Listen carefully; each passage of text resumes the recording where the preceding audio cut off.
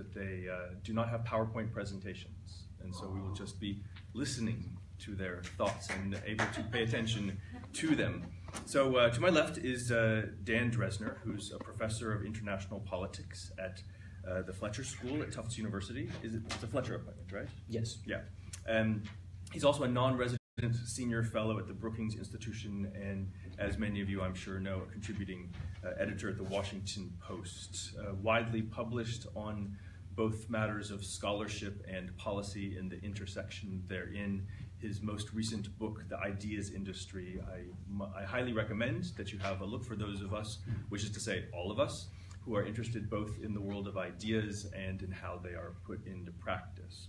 And then to my right is Adam Smith, who is a lawyer. He is a partner at the Washington, D.C. office of Gibson, Dunn, and Fletcher, but also, in addition to his private legal practice, has an extraordinarily interesting career in government. From 2010 to 2015, he served in the Obama administration as the senior advisor to the director of the U.S. Treasury Department's Office of Foreign Assets Control, which is more or less to say the things that are going on in the world that have to do with U.S. policy, with particular attention to trade in goods and services that might be subject to new regulations, such as, for example, sanctions. And so it turns out that this is a really good business to be in, to be an expert in sanctions in both the public sector and the private sector, and Adam has done it on both sides. It's certainly one of the more comprehensive elements of discussion between the United States and Russia, but between the United States and many other countries as well. So we're really thrilled to have them here, and I will hand the floor over to Dan to begin. Well, thank you. Thank you to the Davis Center for inviting me. Thank you to Rawi for chairing this. So I think the title of this panel is Theory and Practice in Euro-Atlantic Relations. So I'm the theory, as it were. And so as the academic, I will, of course, be a traditional academic in the sense that I am woefully behind on like 3 different projects that are due by the end of this month. And so as a result, I'm going to talk about the Russian-American relationship through those 3 paper topics for me as a way of getting a grip on them so I can then actually finish things on time and I'm not yelled at, which would be good. So the 3 questions I'm going to talk about are first, what do the past few years sort of tell us about the concept of power in international relations and sort of shifts in the distribution of power? The second thing I want to talk about is what do the economic sanctions against Russia tell us about where the literature on economic statecraft should be going in terms of studying? And then finally, what does the past few years tell us about the future of the liberal international order, which is a phrase that I have not heard used as often as I have this year. You know, it's talked about sort of loosely before, but I was just at the Munich Security Conference, and I have never heard the term liberal international order used as often in the span of 24 hours as when I was in Munich. So first, in terms of power. So I'm teaching a course at Fletcher right now on this concept, the question of power in theory and practice. And part of the reason I'm teaching it is because it's no big deal. It's only the central concept in international relations theory, and yet we have a completely crap understanding of what the term means. In the sense that, you know, we always go back to sort of Robert Dahl's classic definition of what power is. Power is A's ability to get B to do what B would otherwise not do. There seems to be a fair consensus that that certainly is an example of power, and yet there is widespread dissatisfaction with that definition because essentially of what it excludes. And so anyone familiar with this literature, you know, knows that over time we've seen an expansion of the different kinds of faces of power. The sort of Dahlian definition that I just said would be thought of as the first face of power. We know that there are others who have come up with the second face of power, Bachrach and Baratz, the idea that, well, this overlooks things like the degree to which actors can set agendas and sort of restrain possible choices. And that in and of itself is a more hidden, more structural form of power. And then along came Stephen Lukes to talk about the idea, well, this overlooks an even deeper form of power, which is basically the power to alter identities and power to alter preferences. And there are ways in which you can argue that sort of Joe Nye's concept of soft power falls under that kind of third category. If soft power is getting other actors to want what we want, and altering the way they think about these things. In some ways, that does sort of fit with the Luke's definition. And then we've gone further than that. There's people who talk about Foucauldian concepts of power. Barnett and Duval talk about productive power. And the problem is that just as people are unhappy with the sort of restrictive Dahlian definition, people are equally unhappy with these definitions that, talk about sort of Foucauldian power, because to paraphrase The Incredibles, if power is everywhere, then power is nowhere. Which is to say, if you can't define what, an instance that occurs in which power is not being exercised, then it's not terribly useful as a concept. And furthermore, we also have, considerable disagreements within the field when you go from trying to define the concept of power to trying to operationalize it. Because in almost every exercise that I've seen in which scholars try to talk about power from a conceptual basis and then try to operationalize it, you inevitably move from something that we would consider a relational form of power, power over, to a capabilities-based approach, or power to. And those are very often two different ways of thinking about it. And furthermore, certain scholars will often try to even go further and try to develop quantifiable metrics in terms of measuring power. And the problem with that, of course, is that quantifiable metrics are sort of skewed in terms of selection bias, in terms of what you can measure as opposed to what you can't. And I would argue to some extent that when we talk about power in international relations, trying to figure out, relatively speaking, what Russian power is at this point sort of illustrates the confusion in terms of this debate. Consider a simple question. Is Russia a more powerful actor now than it was a decade ago? And truthfully, I don't think the answer is at all obvious, and certainly the public discourse on this hasn't necessarily helped. If you look at things like capabilities, if you try to convert this into capabilities and take a look at things like military capabilities or cyber or the economy or so on and so forth, you see some improvements in some dimensions. There's no denying that Russia has more military capabilities now than they did when they invaded Georgia in 2008. But on the other hand, if you take a look at things like the Russian economy or Russian demographics, things are still a mess. And there is no guarantee whatsoever that things are going to improve at all going forward. Indeed, I saw a presentation by a Russian member of the Academy of Sciences who might have spoken here, Fyodor, but I'm not sure, in which, projecting out to 2030, Russia's share of the global economy is not really any different from Russia's share of the global economy now, and I would argue that was frankly an optimistic projection in some ways. Now, the other way you could potentially look at it, or another way you can look at it, is through these phases of power question. So if you look at the sort of Dahlian concept of power in terms of coercion, is Russia, more powerful? You can obviously look at examples like the use of military power in Syria and the use of military power in Ukraine and the annexation of the Crimea and conclude, yes, clearly Russia is having greater ability to change the status quo, so therefore they are a more powerful actor. But I would argue that, again, if you looked a decade ago and asked, the Russian leadership, would you prefer the situation of a decade ago in these countries to the situation now, I'm not sure what they would answer, because on the one hand, while there's no denying that Russia has the Crimea now, it's succeeded in territorial acquisition, a decade ago it had a relatively pliant leader in Ukraine that was far more willing to cooperate with Moscow, as opposed to a situation now in which it's in the middle of a civil war in which the majority of Ukraine is implacably hostile to the Russian Federation. And similarly with Syria, you had an even more pliant leader in the form of Bashar al-Assad, cooperating with Russia a decade ago. And now there's no denying that Russia certainly projects influence in Syria, but it's projecting influence over what is essentially a broken state. If you want to look at things like agenda-setting power, again, there's modest improvements by Russia, you could argue, potentially on this point, but it's not necessarily obvious. And in some ways, the ways in which they can set the agenda actually trigger things like balancing coalitions, which is problematic. Or if you look at notions of Russian soft power, and this is sometimes talked about in terms of Russia's ability through a variety of disinformation or propaganda or other techniques to sort of influence or cause others to look at Russia as a model. And I think there's no denying that there's some areas where certainly this works. If you have the president of a country, a NATO country, saying that he looks to the Russian example of illiberal democracy as the future, that's an example of soft power, and that's what Viktor Orban has certainly done in Hungary. But the truth is that most of the polling shows that, if anything, this is an example of sharp power rather than smart power, than soft power, in the sense of polling in most of the near abroad shows that these sorts of techniques have not worked terribly well. Most of the polling in Western Europe shows that it does not work very well, and certainly most of the polling in the United States shows that to some extent it hasn't worked very well. I think the ugly truth about this, however, is that nonetheless, despite what I've just said, if you polled policymakers in Washington, or most people in Washington, and asked them, is Russia more powerful now than they were a decade ago, I suspect you would get overwhelming majorities saying the answer is yes, even though I don't think the answer is all that clear-cut.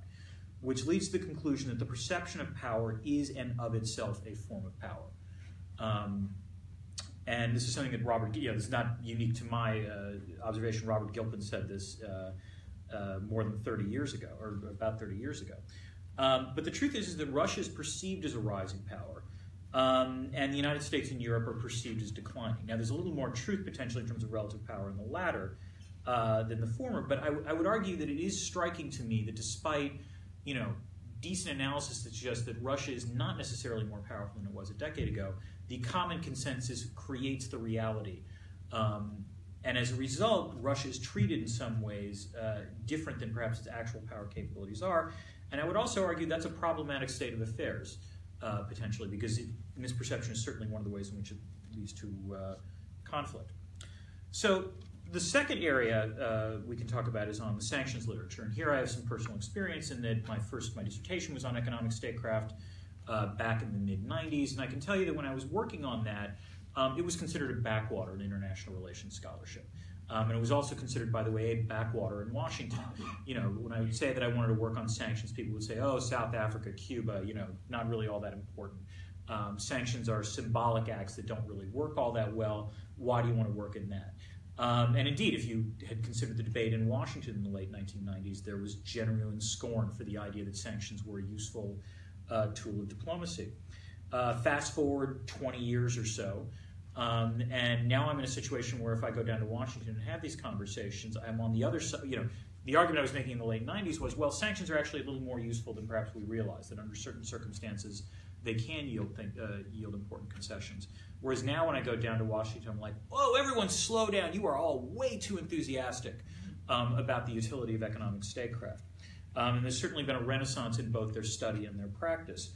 Now, part of this is due to some genuine innovations in terms of the implementation of economic sanctions, and Adam certainly knows about this far more than I do.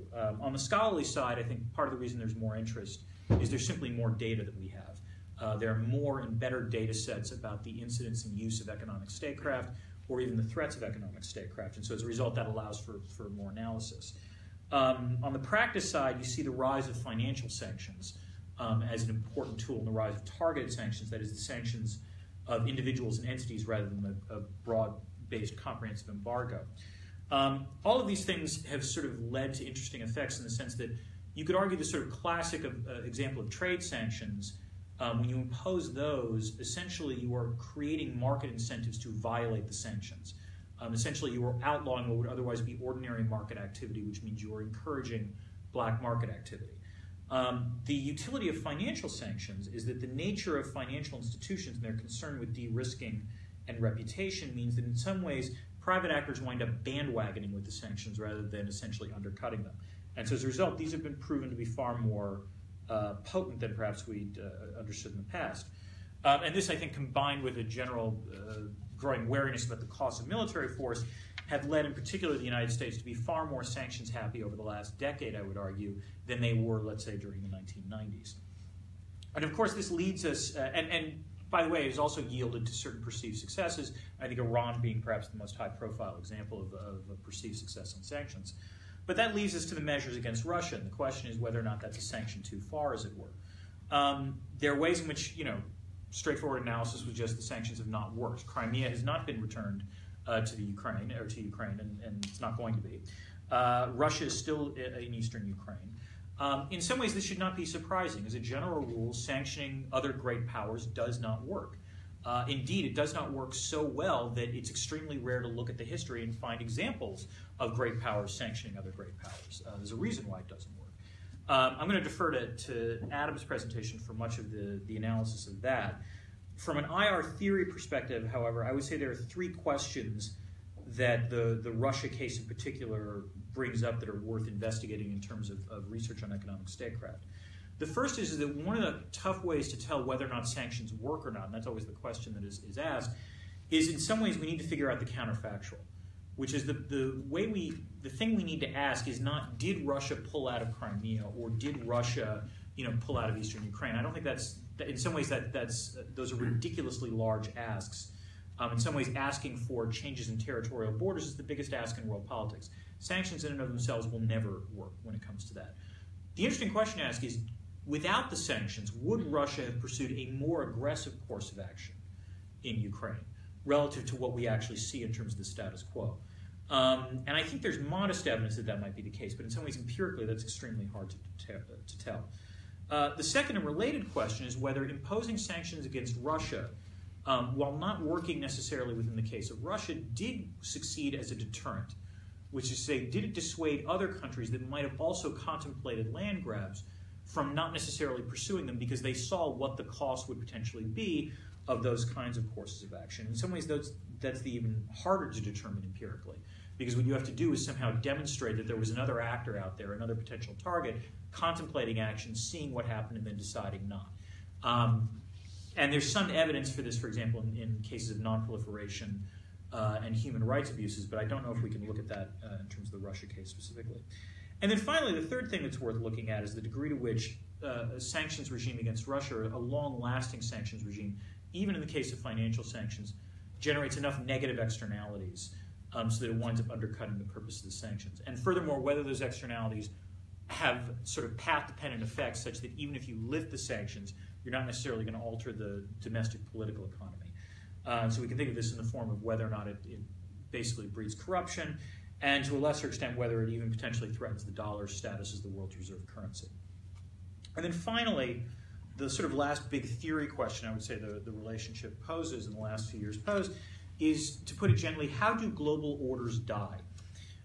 There's been a lot of talk, as I said, about the liberal international order. John Eikenberry, who's certainly written a fair amount about this, defines it as sort of an open, loosely rule-based, progressively oriented order. And the other way he thinks about it is that the advantage of the liberal international order, as opposed to previous ones, is that it is self-correcting. The idea is that if the order doesn't, leads to crisis, then eventually there are ways to repair it.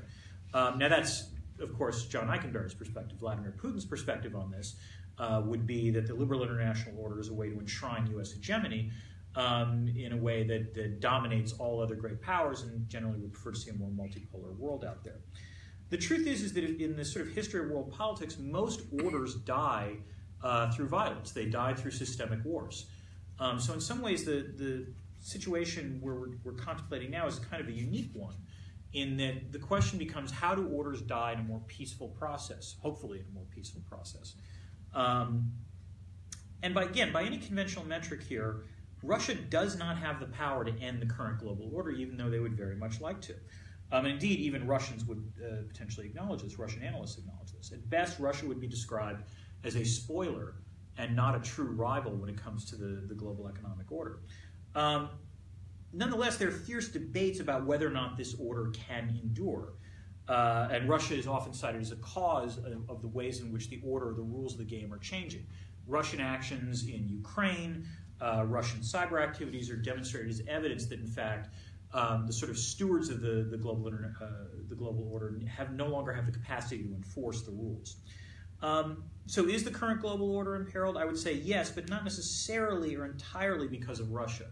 It has to do with a couple of things. For one thing, the declining hegemonic power of the United States. For another thing, the even greater decline in the power of supporter states like the European Union or Japan.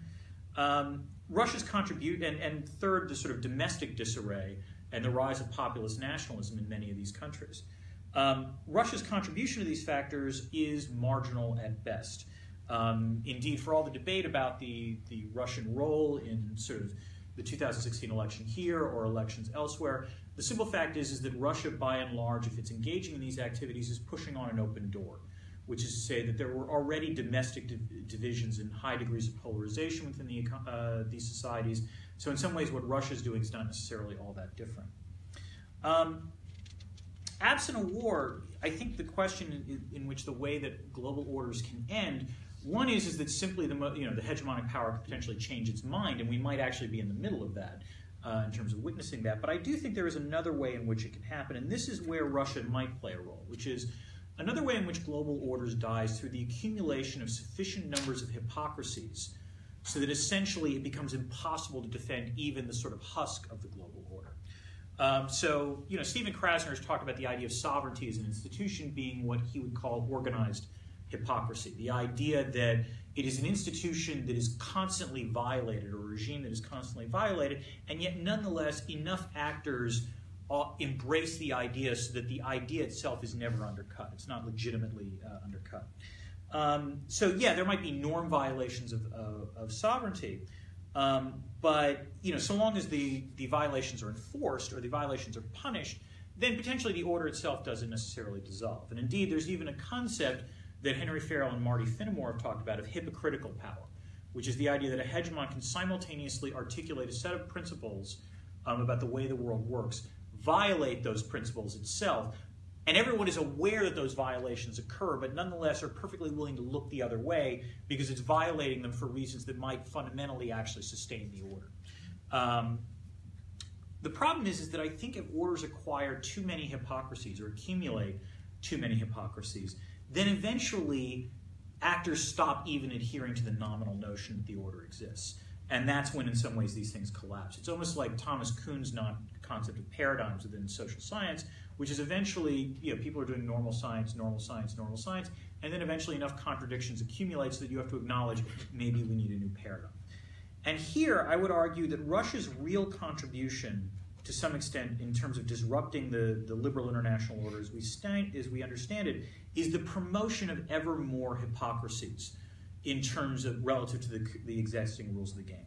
And here we can talk about the violation of sovereignty norms with respect to Ukraine, the actual acquisition of territory in terms of the annexation of the Crimea, the granting of asylum to Edward Snowden, which allowed in some ways the collapse of America's hypocritical power on a variety of issues with respect to surveillance.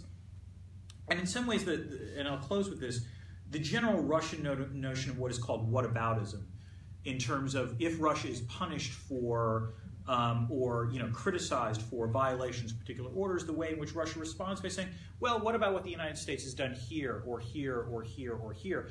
And by the way, some of these accusations are entirely correct. The Russians are completely wrong in pointing about this.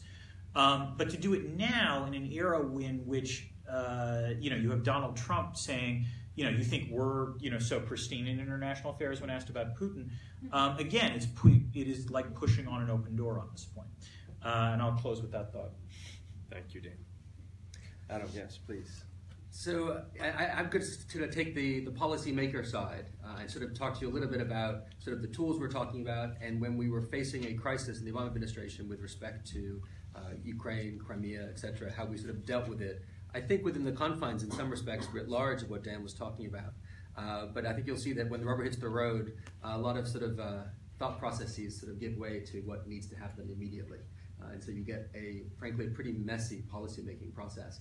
Before I do that, on the hypocrisy side, that's actually a very interesting way to sort of start this, because my job when I was in the Obama administration was twofold. I was at the Treasury for a while, where I worked on sanctions, and then I went over to the White House, the NSC, and I worked on UN issues. I worked with Samantha Power. And so I ran sort of the UN relationship from the NSC, the White House side. And so I dealt with the Russians all the time. And what the Russians were so good at was pointing out our hypocrisies. Right? I mean, when it came to everything that we did at the Security Council that they didn't want to vote for, they would basically say, yes, but. And they would always, the whataboutism was very much a big part of the way they did that. And they were so good at it. I mean, they were very, very talented at that. So, but let's talk about sanctions as sort of the tool of statecraft, economic statecraft the U.S. decided to employ when faced with this, frankly, real surprise. I mean, with what happened in 2014 with Crimea and then broader eastern Ukraine. I think it's important to remember that it was a surprise. And so we were very much on our back foot trying to figure out exactly what to do. And we turned to a tool of sanctions. Now, it might make sense just to level set to explain exactly what it is. Dan mentioned financial sanctions, and that's really what we're talking about here. What financial sanctions are, and this was sort of the ecosystem the U.S. was coming at it from, right? We were dealing with Iran on the side, we were dealing with Syria already, and so that's where sanctions were being used. So when we're talking about sanctions, what is it that we're actually saying? What we're saying is that the U.S. has the authority, under standing law from the 1970s, to basically write up an executive order, which is basically a piece of paper signed by the president that says you, the Treasury Secretary, can put certain people, entities, jurisdictions on a list. And those people can't engage with the United States or US persons. You might say, wait a second, why would Putin really care about that? The reason he would care about that is because of the role of the US dollar. Right? The US dollar, as I'm sure all of you know, is the reserve currency. 86% of the global trade is still done in the US dollar. So why does that matter for a country like Russia? Why it matters is that because the vast majority of the trade Russia does, certainly in the oil and gas sector, is dollarized. So what that means is that a transaction between Russia and Germany, for instance, that's done in the dollar, actually transits the United States because of the way the global financial system works. So the way it works is this: if someone in Moscow is trying to sell something to someone in Frankfurt, right, they're going from the ruble to the euro, but it's a dollarized trade. They're selling iron ore or gas or what have you. The way that transaction actually works, to simplify it, is that you have a bank in Moscow and a bank in Frankfurt. They obviously converse with one another. Who's going to pay? Who's going to receive the money? But the actual transaction goes as follows: the bank in Moscow speaks to its banker in New York. The bank in Frankfurt speaks to its bank in New York. They're called correspondent banks in New York. They dollarize the trade in New York. They send out the credits and debits to Frankfurt and Moscow. Then the oil or gas can go straight from Moscow to Frankfurt. That doesn't have to go via New York, thankfully. But what that system does, it means that every transaction has a U.S. nexus, has a U.S. touch point. And the moment that transaction hits the United States, if someone is on the list of bad people that the Treasury has put together, guess what happens? That transaction can't happen, right? So basically, if anybody on the transaction chain from the gas or oil producer or iron producer in Russia is selling to Germany, if anyone, if you've got the company, you've got individuals, you've got insurers, logistics agents, anybody's on that list, you can't do it. It's a massively, massively powerful tool, because if you're locked out of the US dollar, you're locked out of international trade effectively. And that's the tool we're talking about. And so when we were dealing with a crisis in Crimea originally in March 2014, and then broader Eastern Ukraine, and then expanding from there to deal with Syria, to deal with election interference, name your bad activity that Russia was dealing with, the reaction was, well, let's try sanctions. And the reason they wanted to try sanctions was twofold. One, and I think Dan mentioned this very well, if in general the idea of going to war is unattractive, going to war against a foe like Russia, even more so, for obvious reasons, right? Nuclear power, historical animosity of various sorts, the concern about real sort of explosions in ways that I think people would think the collateral consequences of which would be rather devastating. And on top of that, we had this, I think, in the policymaking sphere at any rate, we had a perhaps hyper-realized notion that sanctions were going to work. Right? We really thought that this was the tool for all the reasons we were just talking about. 86% of the global trade. Russia sells things that are dollarized, be it in the mineral sector, be it the petroleum sector. Surely they need the dollar as much as the Iranians did, where sanctions, of course, were coming to fruition in 2014. You've got to remember this is an ecosystem. And the same people, namely me and my colleagues who are working in Iran, were called upon to work Russia. And so we had this muscle memory of how sanctions worked for Iran, and they were coming to a head in 2014, right? That's when negotiations are really coming to a head, where we get to an agreement that following year. So we thought, well, this could work. Implacable, intractable foe that is Tehran, intractable, implacable foe that is Moscow. We thought we could do this. So we sat down very, very quickly, and the president decided to write an executive order. Actually, 3 executive orders. It was really very slapdash in a way, and done very, very quickly. But we realized that there was a real problem, and we sat down very quickly. And one of the most interesting parts of this for me was that sanctions, until this point, was done at Treasury just by OFAC, right? The little agency that could at Treasury. No one else was really involved in these discussions. But when Russia came on, because Russia was so large and there was such collateral consequence concerns, that every other part of Treasury wanted to get in on the action. So a good portion of my sort of March of 2014 was spent going to the international affairs part of Treasury, people who deal with trade and banks and these sorts of things, and basically describing to them how sanctions work. And saying, this is what we do here, and they would always leave like ashen-faced. You guys do what?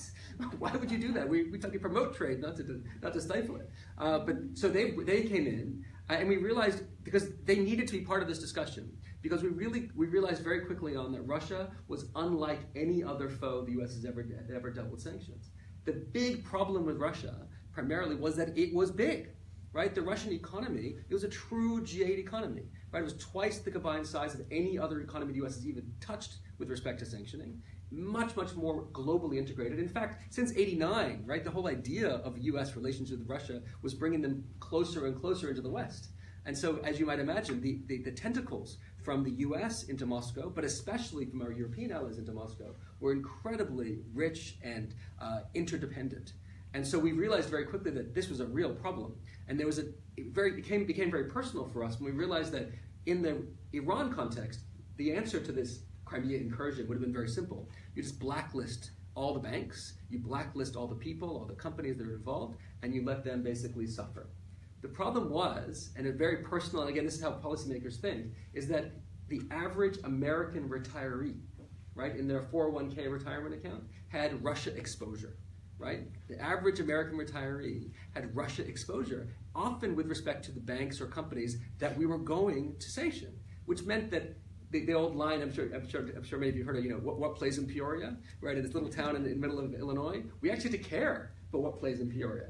When we were sanctioning Myanmar or Iran or Cuba even, it didn't matter, right? Peoria, right? But Peoria mattered here in ways that didn't really matter for anyone else. So because of the potential collateral consequences for us, we realized that we also needed to get, because we cared about our allies in Europe, we wanted to get them on board. And so I spent a lot of 2014 in Brussels negotiating with the Europeans and realizing very quickly, much to my surprise, that the exposure that the Germans and the Bulgarians and the Hungarians and the Baltics had to Russia was even greater, right? They could literally not turn on the lights if we didn't play this game correctly.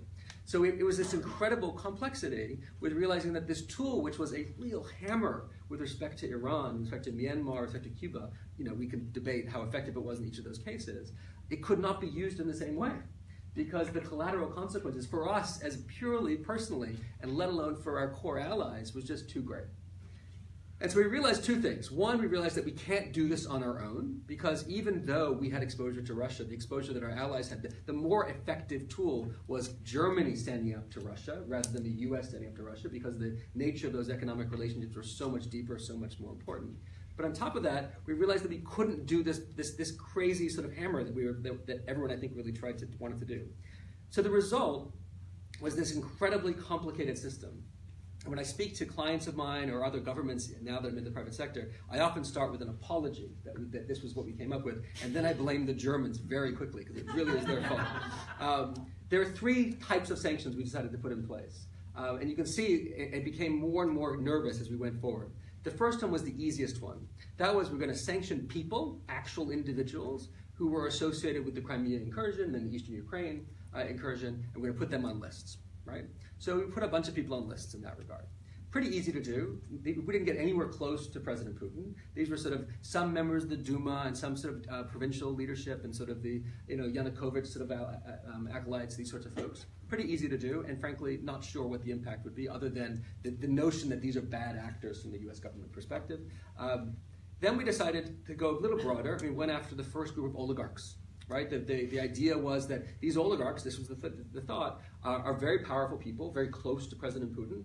In many respects, we would argue, owed their wealth and their power to President Putin. Therefore, we put them on the sanctions list, make their lives really difficult. The Timchenkos, the Rotenbergs, etc. That they would clearly do our bidding, right? They would go and they would knock on the door in the Kremlin and say, Mr. Putin, what you're doing in Crimea, what you're doing in Eastern Ukraine, this is not good. And of course that didn't happen for various reasons we can talk about. So that was the first bit, and we actually ran into real problems there even, because again, because of the integration of these people and this country into the West, we have real problems. So the problem with the Rotenbergs, I call it the Miley Cyrus problem. Miley Cyrus had a concert in Helsinki at a facility that was actually owned by one of the Rotenbergs. And so it's a real challenge to think about whether or not a concert like that, could happen. She's a U.S. person. The Rotenbergs were sanctioned. This facility in which she was performing in was also sanctioned under U.S. law. So it was a real challenge. It was one of these sort of interesting issues, again, that we had to deal with because the Russian economy was so large and so integrated into the West. Trust me, we never had a Miley Cyrus problem with respect to Iranian sanctions. That was not really an issue, but we had it here. So we had these personal sanctions which had interesting collateral consequences, but also were fairly limited. The second one was also a pretty traditional model, and that was a jurisdiction-based, basically, embargo. Right? We managed to do a lot of this stuff in concert with Europeans, not exactly, but pretty much in concert with them. And we basically said Crimea off limits. Right? Basically, Crimea is now like Iran, DPRK, Cuba, Syria. These places, you can't do imports, you can't do exports. They're off limits. You know, it suffices to say it's not questionable. Who does it hurt more? Did it hurt the Crimean people? Did it hurt Ukraine? Did it hurt Russia? The people who want to invest? Who knows? But that was a jurisdictional-based bar that came along as well. And then, and this is slightly out of order, but then sort of increasingly sort of up the ante, we realized that, you know what, we really need to go after the biggest players in the Russian economy. We need to go after the banks, we need to go after the defense sector, and we need to go after the oil and energy sector. But the problem we had was, how do you switch the lights on in Sofia or in Berlin if the Russians had to turn everything off because they get so angry? And so the result was this very, very complicated system of not blacklisting people or entities, but graylisting them. Right? It was this incredible idea that we were so proud of ourselves about, but my goodness, is it impossible to implement. Basically, the idea is that what we looked at is the banks, the energy companies, and the oil and energy sector. And we said, okay, the thing we want them to be able to continue to do is operate as they do today. We don't want the average Russian to not be able to go to the spare bank and pull out rubles from ATM.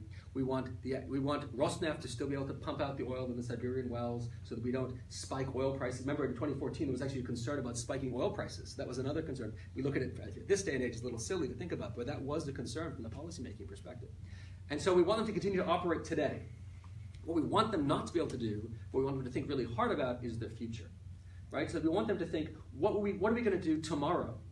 And what each of these companies were doing, oil, gas, and banks, is they were increasingly going to the West and raising funds to buy basically to develop new things, right? Either buying new companies, new banks, expanding, new energy companies, or develop new fields, the real sort of high-tech fields in the Arctic, the offshore, the shale, etc.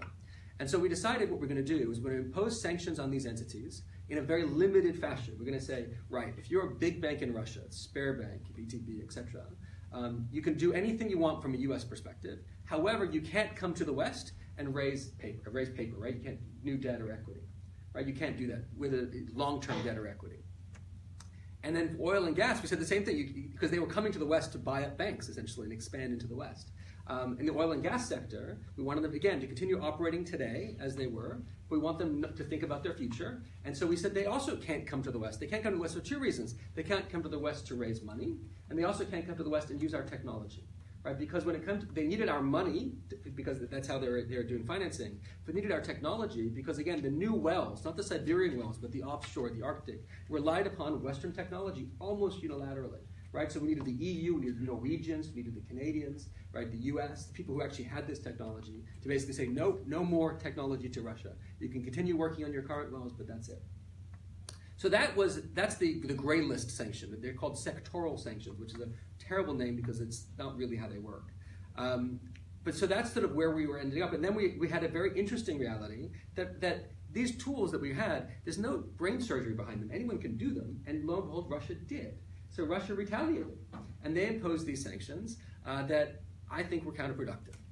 The two things they did, or actually the big thing they did effectively, was two things. They had their own blacklist of people who can't visit Russia, and there was this very funny idea of policymakers, both in the White House and on the Hill, were jockeying to be put on this list, because they thought it was a great thing. John McCain and others, people who weren't on the list were very frustrated. Why could I not on the list? I hate Russia a lot. So that's one thing they did. The second thing they did was they banned all agricultural imports from the West, effectively. What did that do? It increased the price of food for Russians.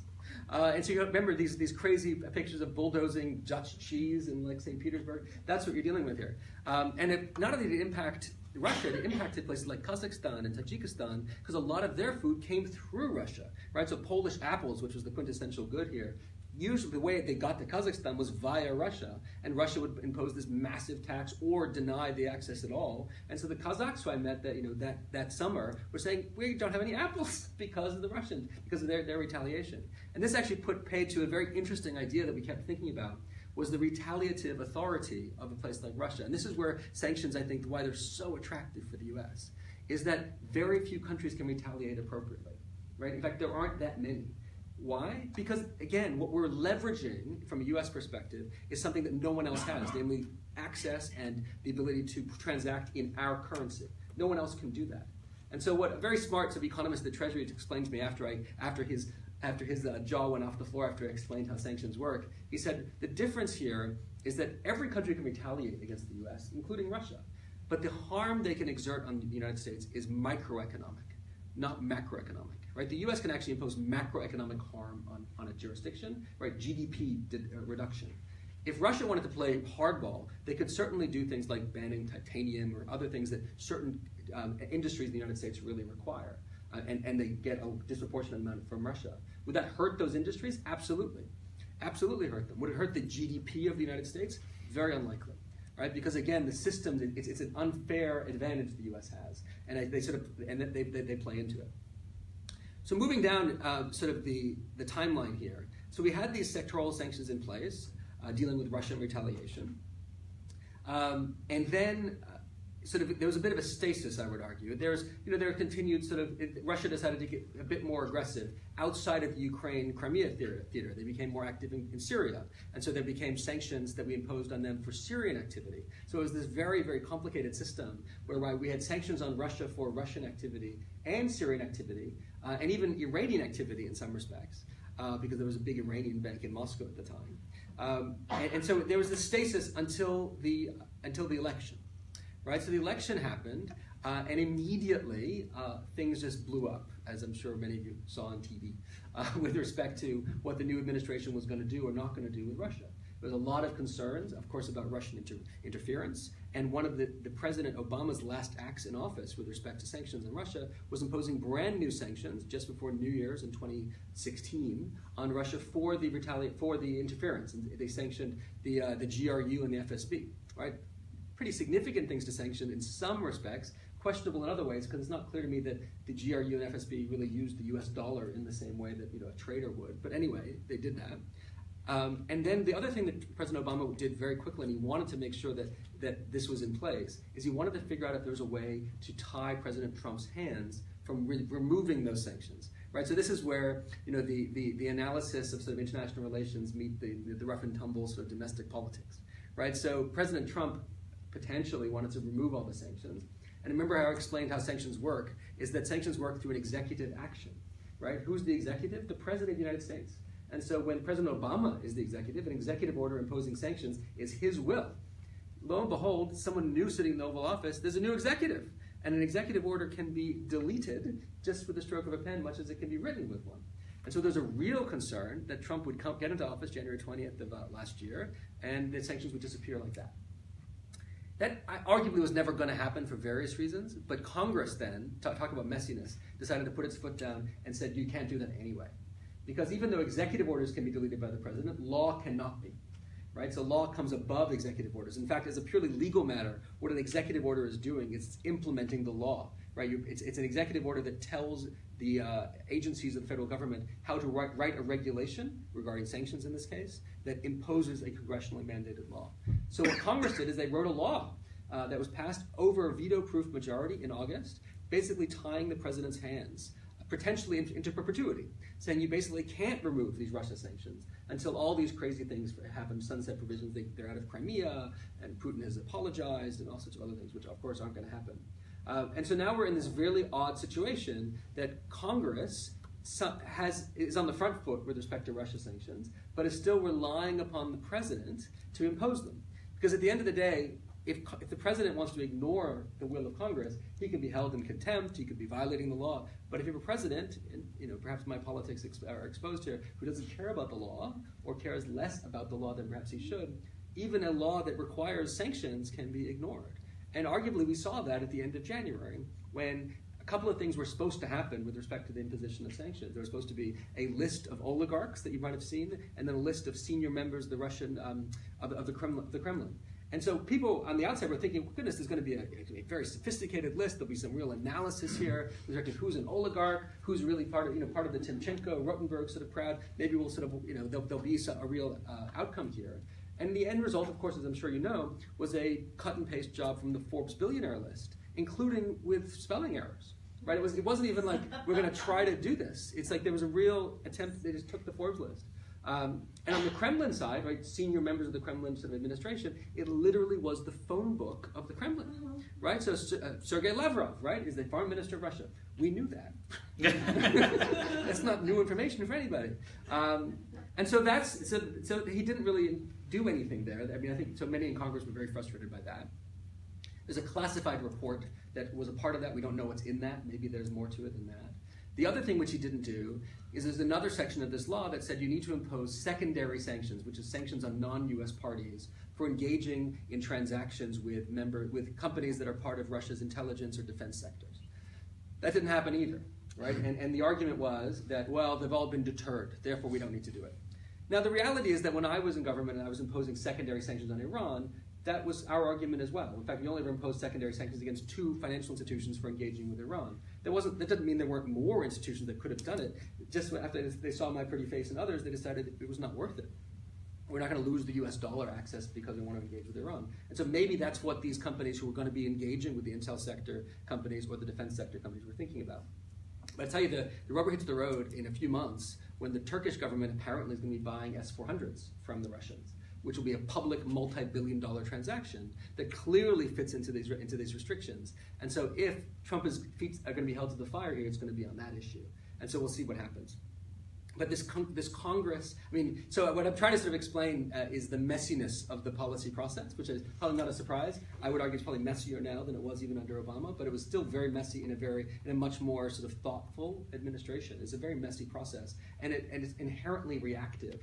And one of the reasons it's reactive, we were talking about this earlier, is that in as much as you're going to use sanctions, that's fine, but unlike any other tool of coercive authority, if you think about other coercive tools out there, the big one, like actually dropping bombs on people, right? There's a lot of doctrine out there, even international law out there, about when you can do this, when you can't do it, and how you can do it. There's no doctrine associated with the use of financial coercive tools, literally none, as to when you can do it, how you can do it, how much collateral damage is how do you differentiate, right? So the idea of differentiation between civilian and military targets is a cornerstone of international law, humanitarian and laws of armed conflicts. No such thing in sort of the laws of financial armed conflict, which is what this is. So it's a real sort of messy situation. And I'll end on this point. The other big problem with sanctions from a use perspective is cost. Right, so when you think about coercive authority, and you want to get Kim Jong-un to the table, you want to get Putin out of Crimea, the tools you have at your disposal if you're in the government are actually pretty limited, and most of them are really unattractive and incredibly expensive. Right, dropping a bomb, putting men and women in harm's way, coercive authorities of other sorts, sending in spies or cyber attacks or whatnot, very unattractive and very, very expensive. Do you know what a sanction costs for the government to do? It costs them $0. Why? Because it's completely outsourced to the private sector, right? So you want to sanction, what does the president do? He calls the Treasury Department, which is not even a long-distance phone call, it's across the street, and says, we want you to write an executive order that imposes sanctions on President Putin and his cronies for engaging in Crimea. A minute later, an executive order is written, it's a piece of paper that looks like this, it's given to the president signs it, it goes into the Federal Register, and then lo and behold, I have a job, because I've got to tell people how to comply with it, which is great. But the government, it doesn't cost them a dime. Literally costs them nothing. In the short term especially, literally nothing. And so when you're dealing with a person who thinks of himself as a businessman, like President Trump, and you're dealing with a tool that has an ROI of infinity because it costs nothing to actually implement, at least not directly, this is a tool that's going to only be used. Like the incentive structure to not use it does not exist. Because it is just so cheap and so easy to do because you tell somebody over at Treasury to do it, and lo and behold, it's done.